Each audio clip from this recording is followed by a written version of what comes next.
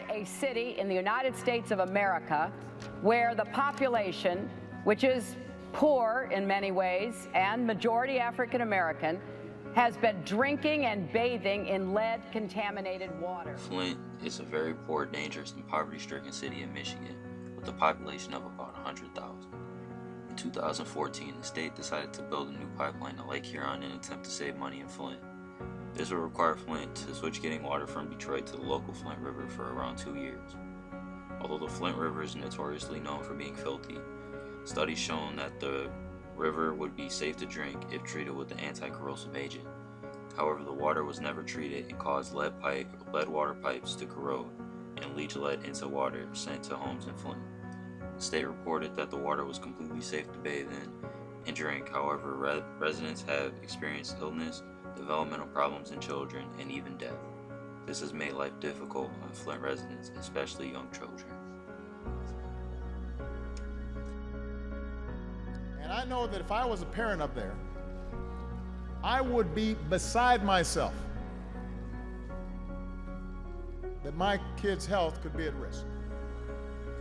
I am Tyson Isman, a senior at Dakota High School, and I've chosen to do my senior project on the Flint water crisis. I chose this topic to demonstrate leadership and because this crisis has occurred very close to home.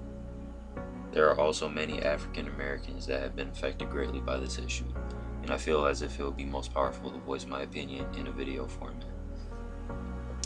The main issue in this crisis is that the government opted to cut corners on cost by choosing a cheaper water source and not treating it correctly, leading to sending contaminated water to residents. This whole issue could have been completely avoided if the officials were more caring. The agent would have prevented this catastrophe, would have only costed about $100 a day, and now in order to replace the corroded pipes, it will cost the state millions. Millions that they don't have, quite frankly. Local residents call this crisis sickening, or even a big joke. For months, many people have come together to donate money and volunteer their services in Flint, mainly by distributing bottled waters and water filtration systems. But this doesn't hide the fact that the water is still not nearly up to standards, and it contains 19 times more lead than the legal maximum. These underground pipes need to be replaced, or this crisis will never see an end. However, this can cost up to $1.5 billion. Until then, we must call on celebrities, athletes, and many others to help send their aid. Lions defensive end Ziggy Ansah getting his defensive line to donate today 94,000 bottles of water and then hand delivering them to the people of Flint. Ziggy says he just wants to be a small part of the solution.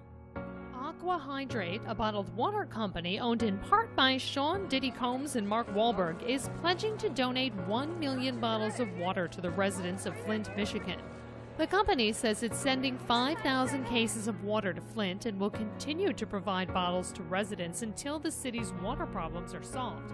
As far as the Flint water crisis, we're doing what we can. The Sean Anderson Foundation, we raised almost $100,000 so far for the kids. Because those kids got irreversible brain damage, most of them.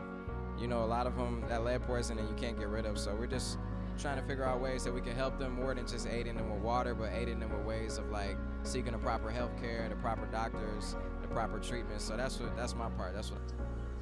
You may only be one person, but that's all it takes to make a big difference. You can not only help by donating or volunteering to a support group, but also by writing to state officials and spreading awareness throughout the government.